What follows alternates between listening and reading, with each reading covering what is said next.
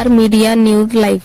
आमच्याकडे पोडगीची एक कारवाई आली ज्याच्यामध्ये एका महिलेनं पतीविरुद्ध 30,000 रुपये मेंटेनन्स मिळावं असं म्हणून ती कारवाई केली होती. मी त्याच्यामध्ये हजर झालो.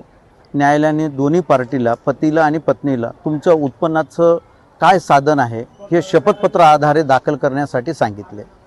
शपथपत्र न्यायालयामध्ये सत्य दाखल करणं अत्यंत आवश्यक आहे, अन्यथा त्याच्यामध्ये 3 वर्षाची शिक्षा होऊ शकते. त्यामुळे आम्ही शपथपत्र खरं आणि सत्य दाखवलं. महिलेनं शपथपत्र दाखल करताना तिनं न्यायालयापासून तिची संपत्ती लपून ठेवली आणि तिच्या नावाने 3 एकर शेती असताना तिनं 3 एकर शेती हे न्यायालयाच्या शपथपत्रामध्ये लिहिलेली नाही.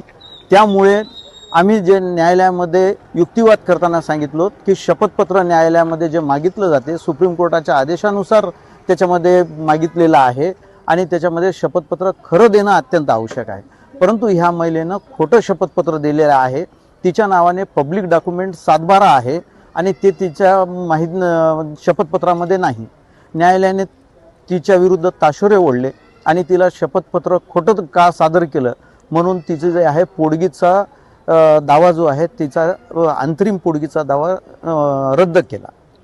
असे हे प्रकरण किती वेळेस नांदेड कोर्टामध्ये घडलं किंवा माझ्या माहितीनुसार हे नांदेडमधलं नाही, महाराष्ट्रामधली पहिली केस असेल